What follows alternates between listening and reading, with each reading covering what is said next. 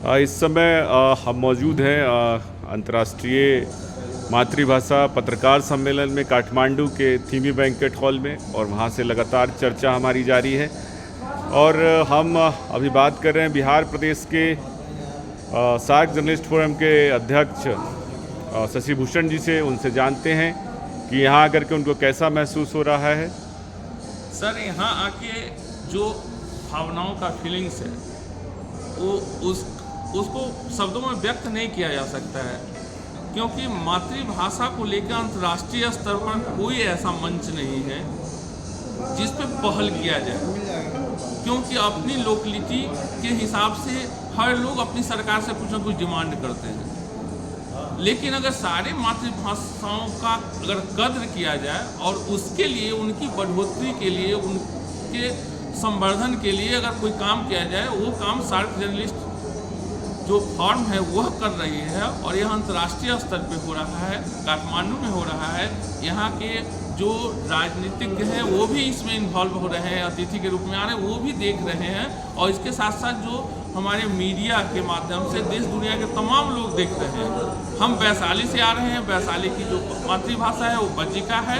लगभग 5 करोड़ लोग बज्जिका बोलते हैं। वह नेपाल के दक्षिणी छोर पे भी बज्जिका के लोग मिलेंगे जो बज्जिका को बोलते हैं। और इसके साथ साथ आपको बता दें कि जैन धर्म और बौद्ध धर्म के बहुत सारे ग्रंथों में प्रचुर मात्रा में बज्जिका के शब्द आपको मिलेंगे।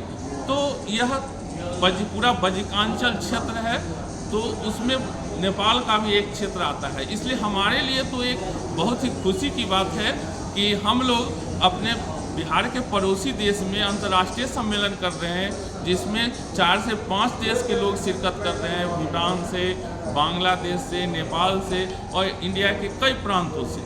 तो ये कितना ज़रूरी सम्मेलन समझते हैं आपको आज की दौर में? देखिए, जब बच्चा जन्म लेता है और माँ की गोद में होता है, जब वह निःशब्द होता है, उसको शब्दों का ज्ञान नहीं होता है, उनके बारे में जानकारी नहीं होती, तो वो अपनी भावनाओं को जो जिन शब्दों में व्यक्त करता है उसी को हम लोग मातृभाषा कहते हैं।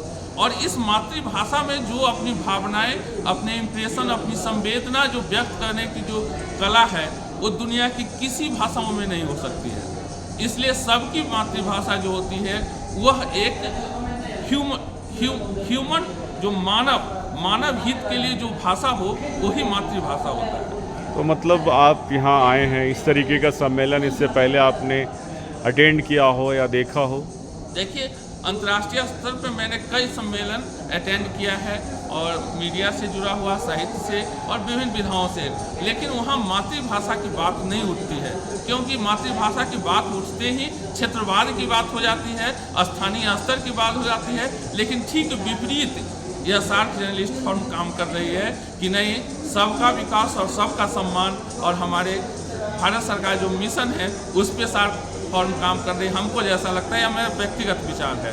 तो यह हमारी यानी नेपाल और भारत का जो सम्मान देने की बात होती है, चाहे वो लोक संस्कृति का हो या लोक भाषा को हो या मातृभाषा को हो, इसकी फीलिंग्स हमको हो रही है।